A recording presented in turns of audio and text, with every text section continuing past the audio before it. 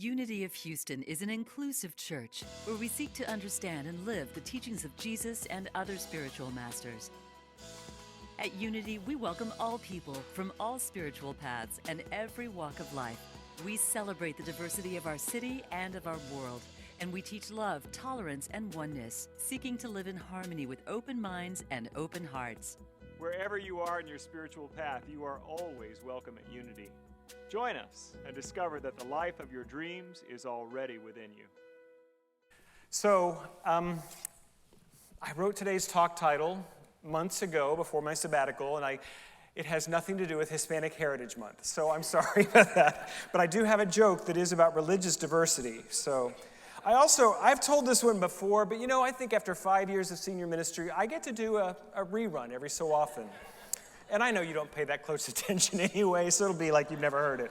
There were 4 churches and a synagogue in a small town: a Presbyterian, Baptist, Methodist church, Catholic church, and the Jewish synagogue. Each church and synagogue had a problem with squirrels. The Presbyterian church called a meeting to decide what to do about their squirrels, and after much prayer and consideration, they determined that the squirrels were predestined to be there, and they shouldn't interfere with God's will. If you're not a Presbyterian, you don't get that part of the joke. At the Baptist church, the squirrels had taken an interest in the baptistry, and the deacons met and decided to put a water slide on the baptistry and let the squirrels slide down themselves, by baptizing them. The squirrels slid down the slide and unfortunately knew instinctively how to swim so fast that now twice as many squirrels were showing up. The Methodist Church decided that they were not in a position to harm any of God's creatures, so they humanely trapped their squirrels and set them free near the Baptist Church. And 2 weeks later, the squirrels came back when the Baptists took down the water slide. But the Catholic Church had a very creative strategy. They baptized all the squirrels and consecrated them as members of the church. Now they only see them at Christmas and Easter. But not so much was heard from the Jewish community. They took one squirrel and circumcised him. They haven't seen a squirrel since.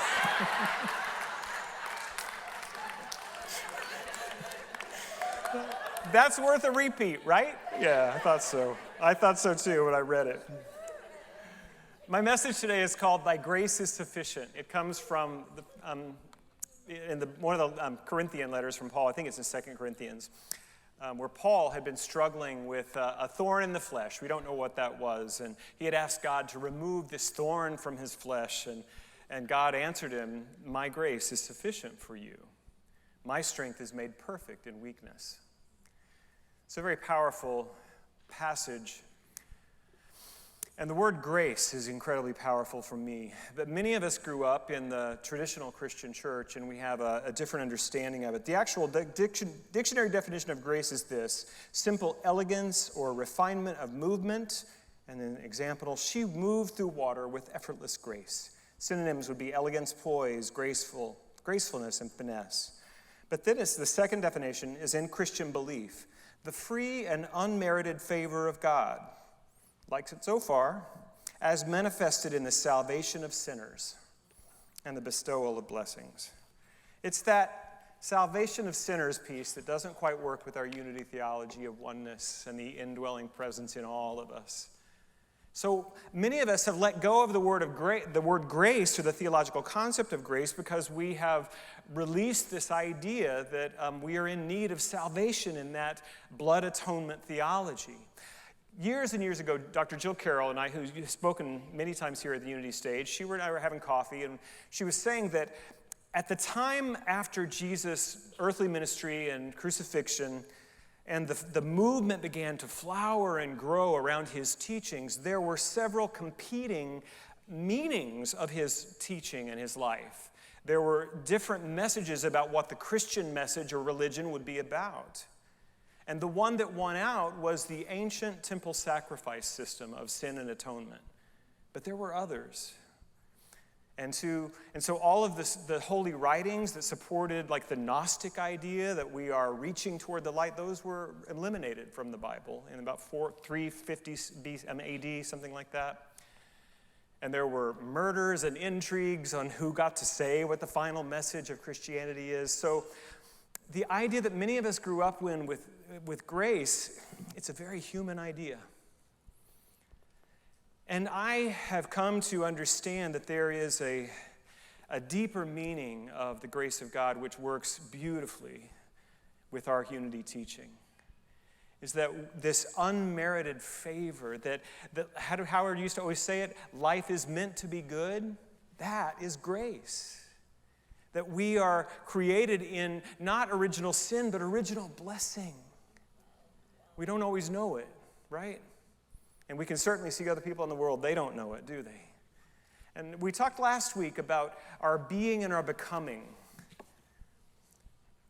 And I wrote this, if we are not lost or unsaved, and again, if that's the story that Christianity is told, but if we're not that, how do we explain all the violence and pain and suffering in humanity?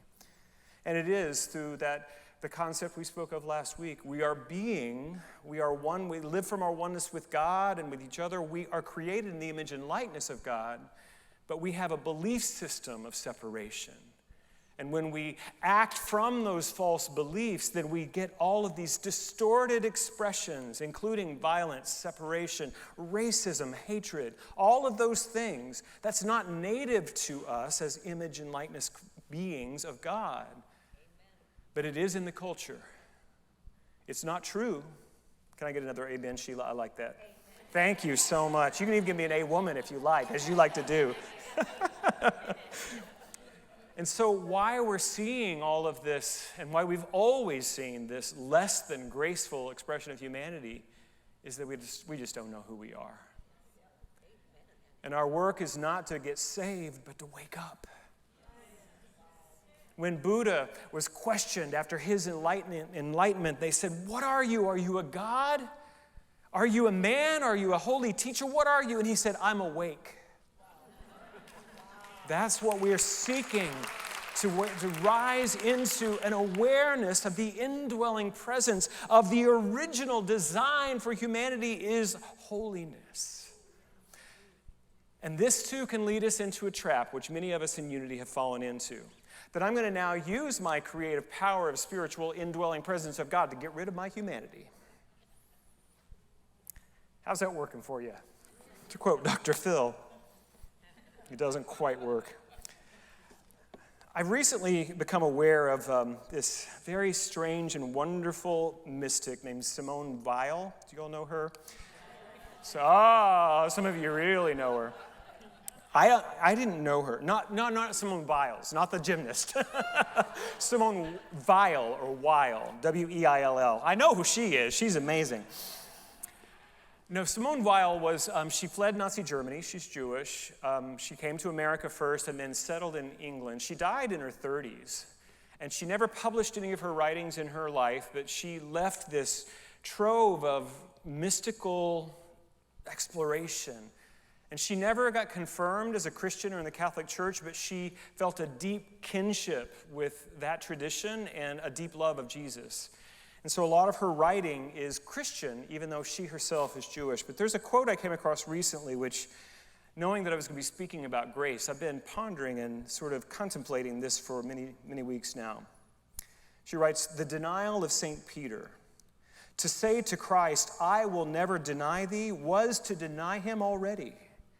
For it was supposing the source of his faithfulness to be in himself and not in grace." I'm going to read that again. You can contemplate it a little bit. You know, contemplate just means think on it. The denial of St. Peter. To say to the Christ, "I will never deny thee," was to deny him already. For it was supposing the source of faithfulness was to be in himself and not in grace. And that really got me thinking, and I've been on this kick for a long time about being fully human and fully divine. Not half of one and half of the other, fully both. And I have learned the hard way. Any other recovering perfectionists in the room today? Just a few of you are willing to say, yeah. I have had this hidden belief, yes, Maggie Cole, I hear myself constantly talking about beliefs, that there is, one day I'm going to get perfect. One day I'm going to graduate from humanity, and I'm just going to be perfect divinity, right? that, I know it's not true. And hearing myself say it, I know how ridiculous it sounds. That I'm always going to be human, I'm always going to be flawed, I'm always going to make mistakes, and that doesn't in any way make me less divine. But here's the thing. This subtle belief that I can one day let go of my humanity and just live my divinity, what it does, do you know about the shadow from Jungian psychology? We disown our humanity. And I heard one Jungian analyst say it's like putting a rock in a backpack and walking around pretending it's not there. And every time there's some part of ourselves that we have disowned, more rocks in the backpack. And so we're walking around burdened. And you know what the shadow has us do? Well, in the 12 steps, we say it this way: you spot it, you got it. I may not be reconciled with my own faults and flaws, but I can sure see them in you. And the very ones that I'm seeing in you are the ones that I have not integrated within myself. Amen. And so the path of growth and evolution in humanity and divinity is to integrate and accept. And this is grace. If we think about grace as being unmerited favor of God, means God loves you just the way you are, fully, not with a list of things you got to get taken care of first. You are loved by God infinitely just as you are. So who are we to say, not yet, God, I've got a few more things. 10 pounds and then you can love me. But that's what we do. Do you see that? We have held ourselves to this impossibly high. What's beyond, I was going to say subhuman. What's the opposite of that? Superhuman. Thank you. You're doing it, aren't you? You know. When will we stop trying to prove ourselves and just start being ourselves, people? When? When will we just live who we are? And here's the thing. When we mess up, which we will, we own it. We make amends. We communicate about it. We come together around it. But we've lost this somewhere in our teaching and in the Christian teaching for sure, that so much of it is now outwardly focused on those who aren't following the rules right. Do any of you know the Catholic writer Philip Yancey? Wonderful author. He wrote a wonderful book I preached on many years ago called Where is God When It Hurts? And he really takes up the question of why do bad things happen to good people, and really, really powerful writer. This is from the introduction to one of his books. I don't remember which one, but it says, the author describes his experience of growing up in a church that, despite preaching about grace, did not demonstrate it to others. The church excluded African Americans, dismissed other Christians on the basis of slightly different beliefs, and depicted God as tyrannical and vengeful. Yancey writes, I grew up with the strong impression that a person became spiritual by attending to the rules, and that church was a place to look good rather than be honest. He's reading my mail.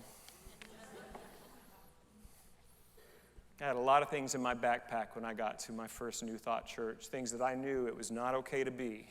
Because y'all were like, not only, you got rid of the whole sinner saved by grace, but you're saying we're supposed to be expressions of divine love. You don't know me. You don't know the shame that I carry around my addiction. You don't know. And with enough time, my first sermon in a New Thought church, I was hired right out of the bar. I've shared that story before. Singing in a gay bar in Dallas, Texas, and this guy comes in. I thought he was going to invite me on a date, and he invited me to sing at his church. And I thought, what kind of a church? This may be my church, and has been for 30 years now, this tradition of New Thought. But it was a different church in Dallas.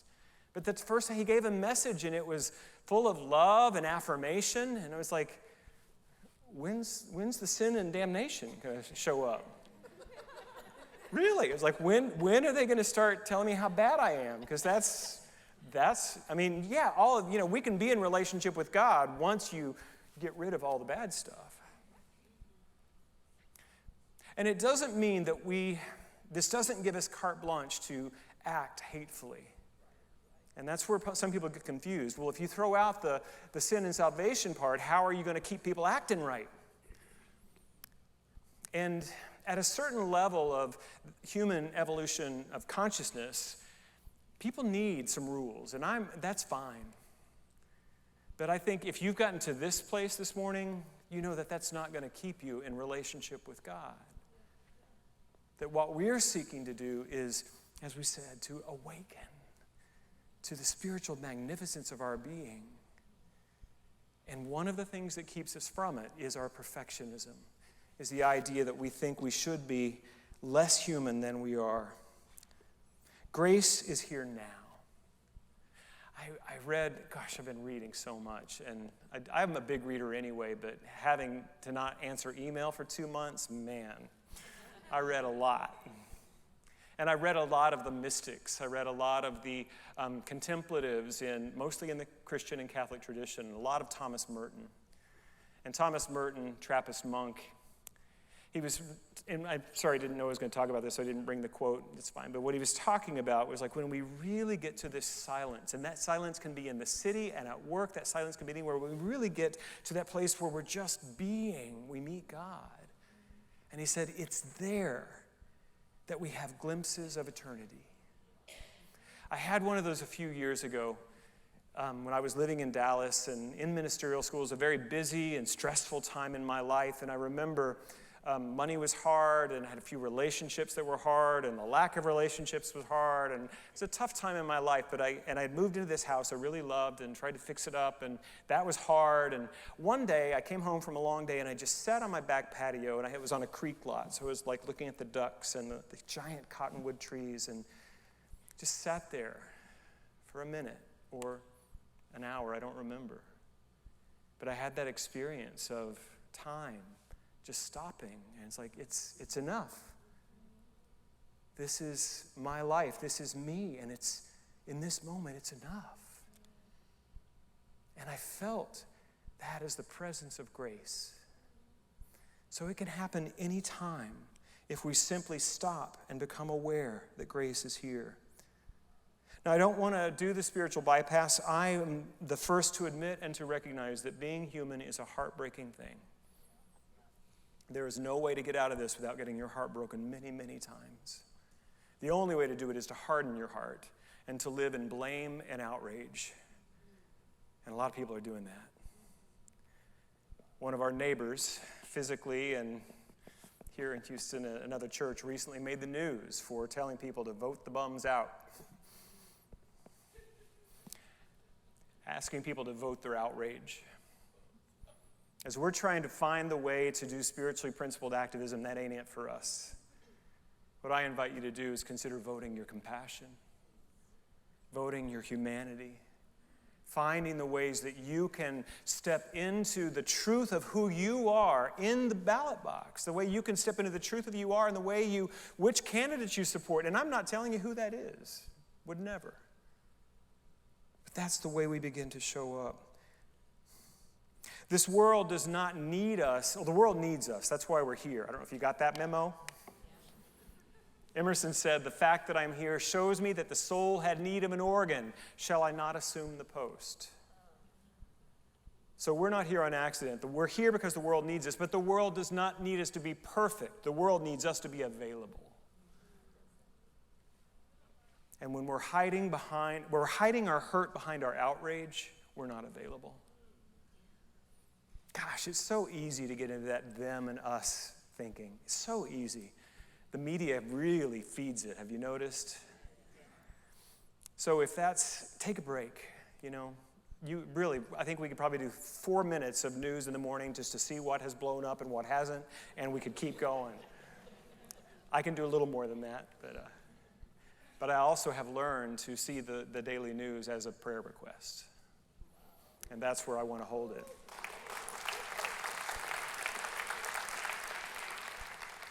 So Peter denied Christ by saying, "I'll never deny you." There's another story I want to close with around Peter. The disciples had been ministering with Jesus, and he sent them on ahead in the boat. He lingered on the shore. A storm came up on the sea.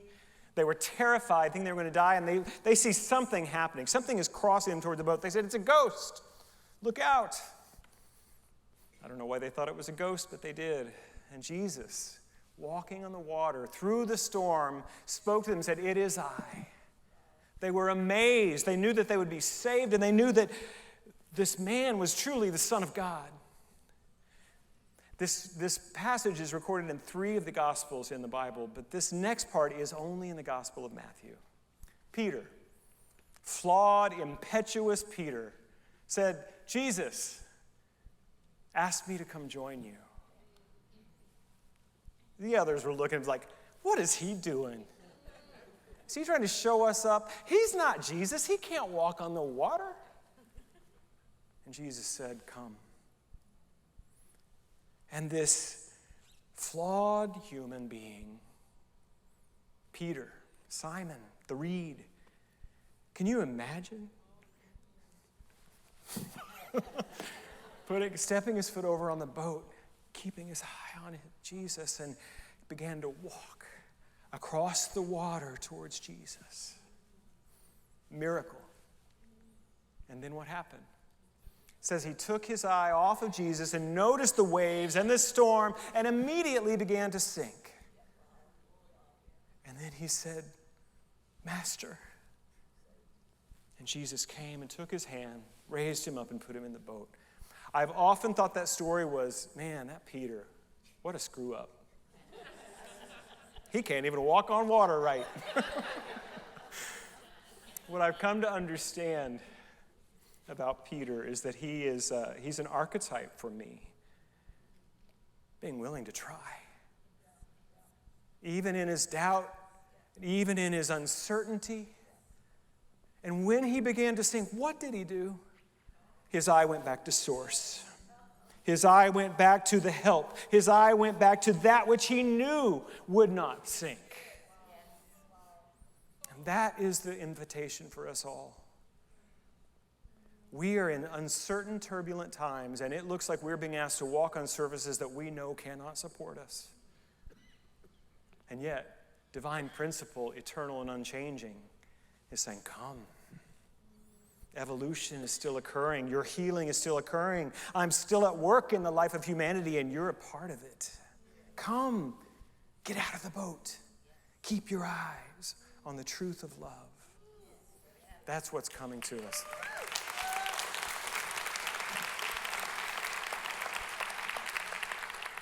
You know, the old saying in seminary was, to tell a good sermon, you need 3 points, a joke, and a poem. I am fulfilling the requirements today. I have 4 lines from a short poem by Wendell Berry, and then another very short 2-line poem by John O'Donohue. First, Wendell Berry. "It may well be that when we no longer know what to do, we have come to our real work. And that when we no longer know which way to go, we have come to our real journey." And then John O'Donohue. I love this man. I read his work first in the early 2000s, and I wasn't ready for it, I guess. But now, he's from Connemara, the region in Ireland where I spent the summer, and I felt such a kinship with his spirit, his writing. And I've been reading him for over a year now daily, and this poem, so short, but it is the way that I want to live. I don't need to look at it. "I would love to live like a river flows, carried by the surprise of its own. See? Should have looked at it. I'm starting again. Cut, re-edit. Okay. "I would love to live like a river flows, carried by the surprise of its own becoming." And that is the invitation to all of us. And in that spirit, I'm going to invite my dear sister, Karen Tudor, to come and share something with us. Can I hug you first? Well, none of us are promised anything, are we? We're not promised longevity. We're not promised health. We're not promised tomorrow. And in that awareness, William and I have been making our plans for our next chapter. And we arrived at the beginning of this year, let Michael know, that this would be the year of my retirement. And so... I know. That's gotta happen. Can we give some love and you know? celebration for William and Karen for that? Absolutely. As you know, this is my home church, and I keep telling people I'm on my second tour of duty here because I left in 2021. What the heck was it? So 2001. It was 2001. That's exactly right. It was the year when everything happened, right? 2001. And so coming back here in 2017 at Michael's invitation and to join with you in these last 5 years has been amazing to me and so incredible and fulfilling in ways I had no idea I needed from you. And it has been such a joy, honor, and privilege. And I know that you're in my phone, and I'm in your phone, and, you know, we'll talk. So thank you for your love, and thank you for your support, and onward and upward. Yeah. So we have you. She's not leaving today. So let's hold up. We are going to do a huge celebration. Not yet, because we have her for a few more weeks. But what I'd love to do today, Karen, is just offer you a blessing. So Gary, if you would, and I just invite you to extend your hands, if you don't mind, to Karen, and just feel your love energy for her and for her beautiful family, for her husband, William. And Karen, we just say thank you for your service to this community for all these years. The loving and humble way you step in, the magnificent and glorious way you've taught us and inspired us to be that light that God created us to be. So we are sad that you're leaving us in this way, in this form, but we know that you are rising into your next greater yet to be, and we celebrate it for you and with you. We are so grateful. We love you. And so it is. Amen. Thank you.